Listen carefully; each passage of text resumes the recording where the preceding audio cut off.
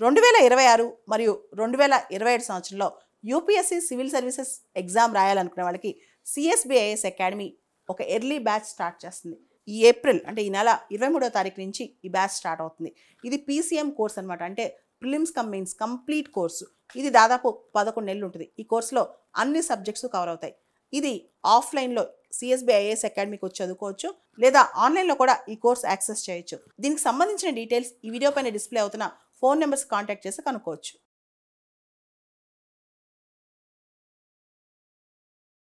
స్కూల్స్లో పిల్లలకి ఏం నేర్పించాలి? అమ్మాయిలు అబ్బాయిలు అందరూ ఒకటే. ఉమెన్ని బ్యాడ్ లైట్లో పోర్ట్రే చేయొచ్చా? ఉమెన్ని స్టీరియోటైప్గా పోర్ట్రే చేయొచ్చా? ఇక్కడ తమిళనాడులో కోయంబత్తూర్ జిల్లాలో శనిగుట్టపాలెం అనే విలేజ్లో ఒక ఉదంతం జరిగింది. అది ఇప్పుడు బాగా న్యూస్ అవుతుందన్నమాట. ఒక అమ్మాయి 8th క్లాస్ చదివే అమ్మాయి, 13 ఏళ్ల దళిత్ స్టూడెంట్ అనమాట. ఆ అమ్మాయికి మెన్స్ట్రేషన్ వచ్చిందంట. దాంతో అమ్మాయిని ఫైనల్ ఎగ్జామ్స్ స్కూల్ లోపల కాకుండా, అంటే తరగతి గదిలో కాకుండా బయట స్టేర్ కేస్ దగ్గర కూర్చోబెట్టి, వరండాలో కూర్చోబెట్టి పరీక్ష రాయించారంట. దీని మీద ప్రిన్సిపల్ సస్పెండ్ అయింది. ఇన్వెస్టిగేషన్ జరుగుతుంది. దానికి సంబంధించి తమిళనాడు ఎడ్యుకేషన్ మినిస్టర్ కూడా రెస్పాండ్ అయ్యారు, వీఆర్ విత్ యూ అని చెప్పి. మన సమాజంలో కొన్ని స్టీరియోటైప్స్ ఉంటాయి. ముఖ్యంగా ఆడపిల్లలు మెన్స్ట్రేషన్ చేసేటప్పుడు వాళ్ళు అంటుగా చూస్తారు, పక్కన కూర్చోబెడతారు. ఇది ఇళ్లల్లో సొసైటీలో రెగ్యులర్గా జరుగుతుంది, ఇంకా కూడా జరుగుతుంది. అయితే ఇది స్కూల్స్ దాకా అంటేసిందనమాట.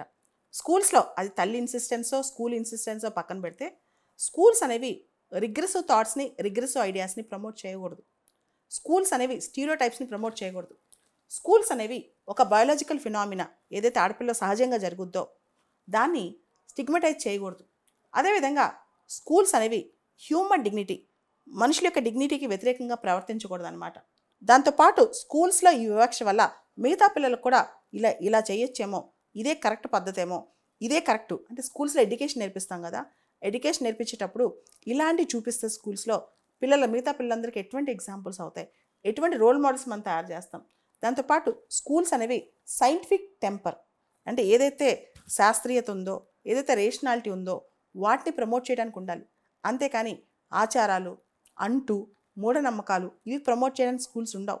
సో ఇంకా కూడా చాలా తెలుగు కుటుంబాల్లో కూడా ఆడపిల్ల మెన్స్ట్రేషన్కి వచ్చినప్పుడు మనం దూరంగా పెడతాం. మెన్స్ట్రేషన్ అనేది ఒక ట్యాబు అయిపోయింది.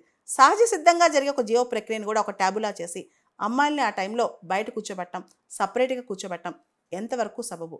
ఇదే పెద్ద ప్రశ్న.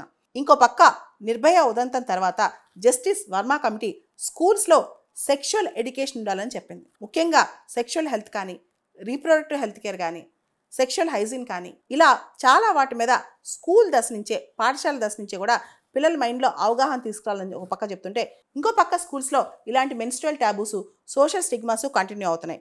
రీసెంట్గా ఒక టర్మ్ చాలా పాపులర్ అయింది, పీరియడ్ పావర్టీ అని. దీని మీద కూడా గవర్నమెంట్ యాక్ట్ చేస్తుంది. పీరియడ్ పావర్టీ అంటే చాలామంది డబ్బులు లేక పీరియడ్స్ టైంలో శానిటరీ ప్యాడ్స్ కొనుక్కుని హైజీన్ మెయింటైన్ చేసిన పరిస్థితి లేదు.